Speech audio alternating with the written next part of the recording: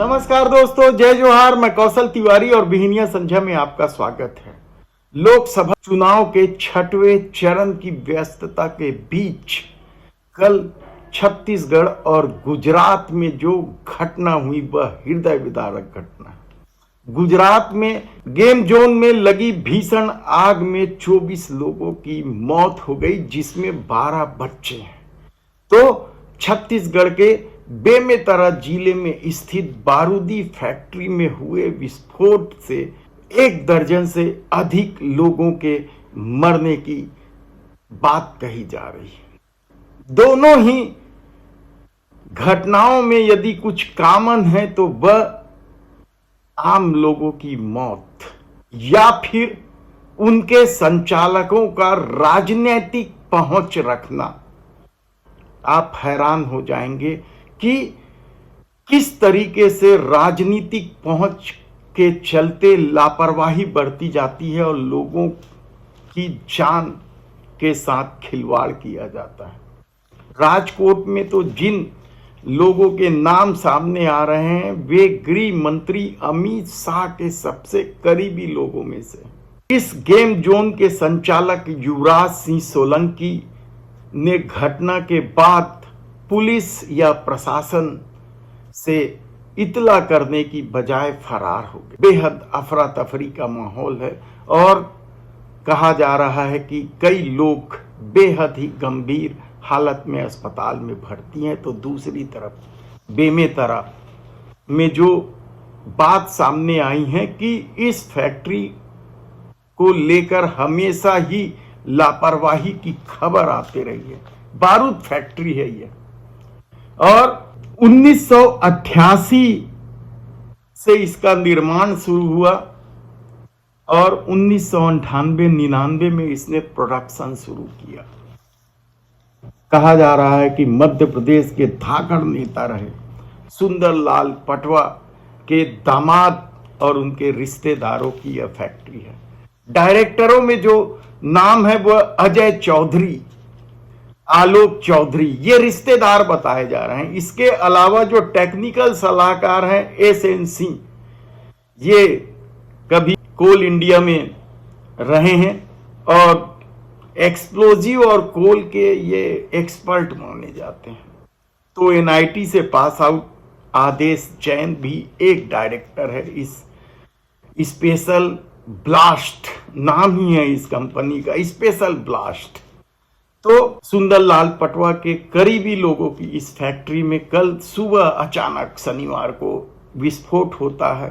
2 मंजिला बिल्डिंग भरभरा कर गिर जाती है। अफरा तफरी का माहौल है और हैरानी की बात तो ये है कि घटना के 3 घंटे बाद पुलिस पहुंचती है। तब तक वहां जो कर्मचारी तैनात थे, सुरक्षा गार्ड थे, कैशियर थे, मैनेजर थे, सब के सब फरार हो गए। कहाँ है? पुलिस ढूंढ रही है। घटना क्यों हुई, किस तरीके से हुई, यह बताएं उससे पहले हम बता देते हैं कि इस फैक्ट्री को लेकर विवाद लंबे समय से चल रहा था। सुरक्षा कारणों की अनदेखी पर कई सवाल उठते रहे हैं, लेकिन कहा जाता है कि राजनीतिक अप्रोच के चलते इनके खिलाफ कभी कोई कार्रवाई नहीं हुई। यहां तक कि भूपेश सरकार में भी कई शिकायतें होने के बाद पिछले साल 1 हफ्ते के लिए सुरक्षा कारणों से इसे बंद कर दिया गया था, लेकिन अचानक फिर इसे कब चालू किया गया कोई नहीं जानता। और तब से यहां सुरक्षा मापदंडों की अनदेखी की जा रही थी। 800 के आसपास लोग यहां काम करते थे। जिस बिल्डिंग में या जिस यूनिट में 4 यूनिट थे, लेकिन जिस यूनिट में विस्फोट हुआ वहां उस समय कितने लोग थे यह भी कोई बताने वाला नहीं है। 2 मंजिला बिल्डिंग जब ब्लास्ट में भरभरा कर गिरा तो मलबे में भी कई लोगों की दबे होने की आशंका है और अभी तक राहत और बचाव का कार्य चल रहा है। लोगों में आक्रोश है, लेकिन इस आक्रोश का क्या करें। सरकार हमेशा की तरह मृतकों को 5 लाख रुपए मुआवजा दे दी विष्णु देव साय की सरकार ने, और 50,000 रुपए इलाज के खर्चे के लिए घायलों को दे दी। यानी राजनीति के इस गड़बड़ झाले में या घालमेल में किस तरह से लोगों की जान पे बन आई हैं और सत्ता मुआवजा बांटने में लगी है। क्या डायरेक्टरों के खिलाफ एफआईआर नहीं होना चाहिए?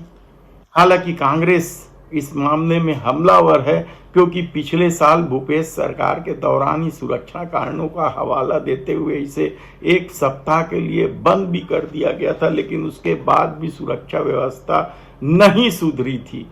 कहा जा रहा है तब फैक्ट्री कैसे चालू हुई, ये बड़ा सवाल है। हालांकि इस पे दंडाधिकारी जांच के आदेश दे दिए गए हैं, लेकिन सब जानते हैं कि इस तरह की जांच का क्या मतलब होता है। मामले को शांत करने के लिए इस तरह की जांच की घोषणा कर दी जाती है, और उस दंडाधिकारी जांच का क्या होता है, कितने ही जांच हैं जो रद्दी की टोकरी में फेंक दिए गए हैं।